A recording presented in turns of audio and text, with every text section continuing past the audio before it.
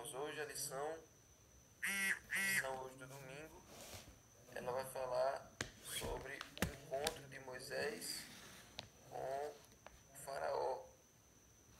E ali Moisés fala com o faraó, aí em Êxodo capítulo 4,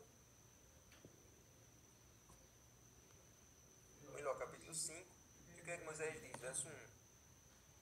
Depois Moisés e Arão foram e disseram a Faraó: Assim diz o Senhor Deus de Israel: Deixe meu povo ir, para que me celebre uma festa no deserto. Então aqui o pedido era para sair para fazer uma festa no deserto, mas na verdade todo mundo sabe o que é que eles realmente queriam. Era sair de vez. Não era só para fazer uma festa, é para sair de vez do cativeiro, para sair de vez da escravidão. Mas eles pediram dessa maneira para o faraó, para porventura o faraó deixasse eles irem fazer uma festa e de lá eles seguissem viagem. Então esse foi o pedido de Moisés e Arão. Mas aí nós vamos aprender uma coisa com a resposta do faraó. O faraó disse assim: Quem é o Senhor para que eu ouça a sua voz e deixe Israel ir?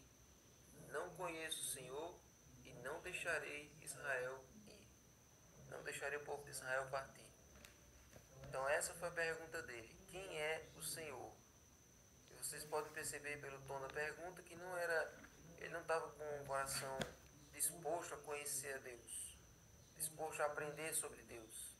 Ele perguntou isso com um tom de desafio, negando a existência desse Deus. Quem é esse Deus que está mandando você tirar o povo? Eu sou o único Deus aqui. O faraó se achava filho de Ra, ele se achava um semideus, ele se achava um representante dos deuses. Então agora chega alguém dizendo que tem um Deus mais poderoso do que ele, querendo tirar o povo que era a mão de obra dos trabalhos braçais. Quem é esse Deus que está me desafiando? Então essa foi a pergunta que ele fez. Quem é esse Deus? Quem é esse Deus que está querendo tirar meu lugar? E muita gente faz essa pergunta hoje em dia. Tem muitas pessoas que repetem essa mesma pergunta, desafiando a Deus. Quem é esse Deus que está mandando eu fazer isso? Quem é esse Deus que está querendo que eu mude de vida? Quem é esse Deus que está querendo que eu deixe de trabalhar no sábado? Quem é esse Deus? Pessoas que questionam a existência de Deus, questionam a importância dele na sua vida. Tem pessoas muito bem-sucedidas, pessoas que conseguem grandes conquistas ao longo da sua vida e não atribuem nada a Deus. Quem é esse Deus que me ajudou a fazer essas coisas? Não teve Deus que me ajudou. Eu que consegui fazer isso. Eu que consegui desbravar, eu que consegui vencer todos os obstáculos e chegar até onde eu cheguei. Eu precisei da ajuda de Deus. Então, por mais trágico que seja, essa realidade do faraó se repete até hoje em muitas pessoas que atribuem a si mesmas tudo que elas conquistaram. E existe até um pensamento enganoso, que vocês podem ver em vários lugares, de várias maneiras, esse mesmo pensamento, que diz que tem um Deus dentro de você. Isso aqui é um pensamento recorrente, que aparece em filmes, que aparece em mensagens de autoajuda, e pode ter muitos irmãos, inclusive adventistas, que caem nessa frasezinha e não percebem o grande perigo que está por trás dela. Duas frases, na verdade. A primeira diz o seguinte: Deus está dentro de você. Descubra a sua força interior. Descubra o poder que está dentro do seu coração. Aí a pessoa ouve essa frase: que coisa legal, eu tenho capacidade para ter potencial. O sentido não é esse. É querer dizer que Deus não existe. Você não precisa de Deus. Você é independente. Você tem um Deus dentro de você. Desperta esse Deus. Desperta essa divindade, esse poderio, essa força que tem dentro de você. Essa é a primeira frase. E a segunda é que Deus está em todas as coisas. Deus está em todos os lugares. Esse sofá aqui é Deus, essa sala aqui é Deus, essa casa aqui é Deus. É como se Deus fosse uma energia que estivesse em todas as coisas do universo. Deus não é uma energia. Deus ele não está em cada coisa. Claro que ele está em todos os lugares, mas ele é uma pessoa. Ele é uma mente que controla o universo. Uma pessoa amorosa. Ele não é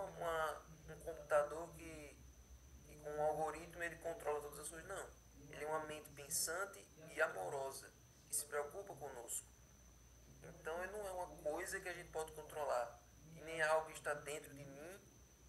Claro que todos nós queremos que ele esteja dentro de nós, ele está dentro de nós, mas não é que nós temos um Deus próprio, um Deus independente, que cada um de nós aqui somos deuses diferentes, não é isso. Então entenda essas duas frases para você não cair no engano delas e não ser como o faraó. Então o faraó, ele, exatamente, a Denise colocou, você é empoderado, você pode tudo, você é uma estrela, você tem uma luz, você é incrível. Todos nós sabemos, a Bíblia mesmo coloca a nossa realidade descortinada. A Bíblia diz que nossa justiça é como trapo de imundícia. Por mais que a gente amontoe,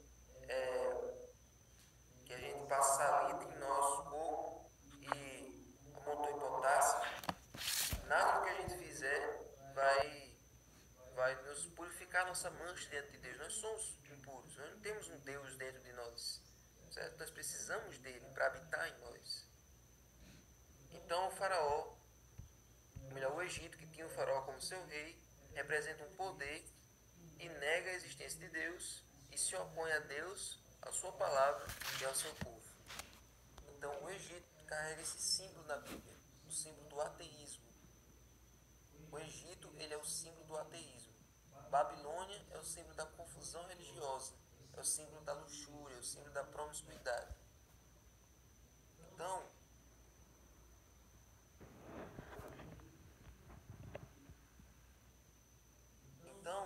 aconteceu.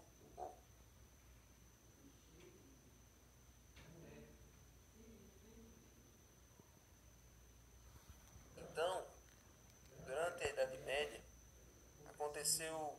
Idade Média não, durante a Revolução Francesa, a Idade Média é um período anterior. A Revolução Francesa aconteceu um momento um momento terrível na história da humanidade, que foi chamada Idade Escura, ou melhor, Reinado do Terror na França. Durante esse período da Revolução Francesa, foi decretado que Deus não existia. O país decretou o ateísmo como oficial durante todo aquele período. Não existiria mais nenhuma religião. Não ia se adorar a Deus, nada mais. Ia ser um período de ateísmo durante a Revolução Francesa. E nesse período foi o período mais triste, um período mais complicado da história da França. Eles aumentaram a semana para ser uma semana. Eles aumentaram a semana para ser uma semana de 10 dias. E no lugar de Deus eles colocaram uma prostituta. Colocaram essa mulher lá no parlamento da França, lá no lugar lá onde é a sede do poder da França. E eles disseram que aquela prostituta, o nome dela ia ser Deusa da Razão. E todo mundo devia se curvar dentro daquela prostituta. Ela seria o símbolo máximo da religião do país, do ateísmo do país. E assim, com a semana de 10 dias, e com esse ateísmo declarado na França, o país foi de mal a pior. A ciência não progrediu, a tecnologia não avançou, foi um período de estagnação, de trevas completas, trevas espirituais, trevas morais, um período de torpor mental sobre toda a França. E isso foi um reflexo do ateísmo do faraó. Isso foi um reflexo, um desdobramento da rebelião, do ateísmo do faraó. Aí depois o povo não aguentou mais aquele regime, aí depois de um tempo aquilo acabou, e aí voltou a adoração a Deus com força.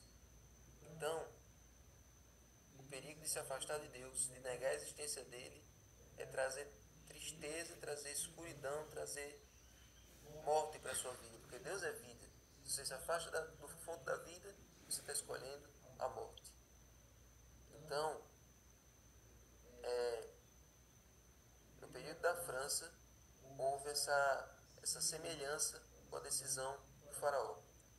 Mas para a gente encerrar a lição de hoje, aplicando para a nossa vida, se alguém lhe perguntasse, como diz aqui no final da lição, se alguém lhe perguntasse, você conhece o Senhor?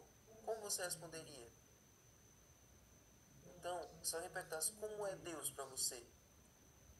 Aqui a pergunta do faraó foi em torno do desafio, quem é esse Deus? Mas se a pessoa perguntasse de maneira genuína, quem é Deus para você? Como você descreveria? Ele é o que na sua vida?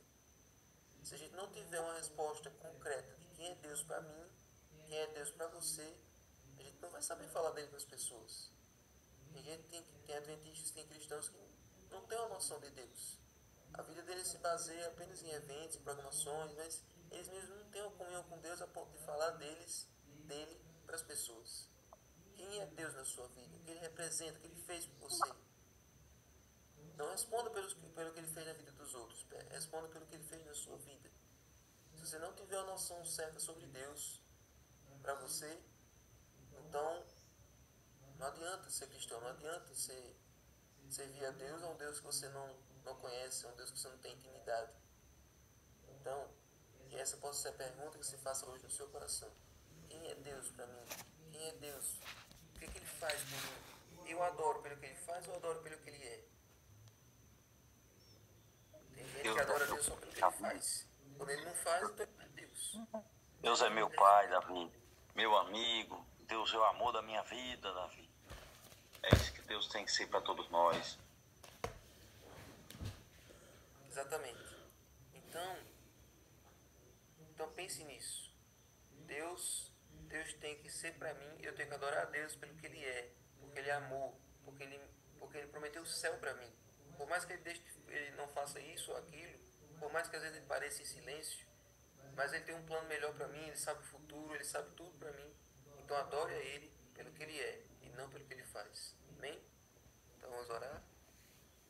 Senhor Deus, muito obrigado, Senhor, por essa lição. Muito obrigado, Senhor, por essa mensagem da Tua Palavra. Que nós possamos, Senhor, te colocar em primeiro lugar na nossa vida e aprender mais de Ti, nos demorar aos Teus pés para Te conhecer melhor. O Senhor disse a Abraão, ande na minha presença e seja perfeito. Esteja sempre diante de mim para você se tornar santo como eu sou santo. Então, que nós possamos ter uma visão correta sobre Ti, para podermos passar isso para as outras pessoas. Agora abençoe o estudo do livro, a ciência do bom viver. Cada um aqui, Senhor, possa ser enriquecido para o dia de hoje. Em nome de Jesus. Amém.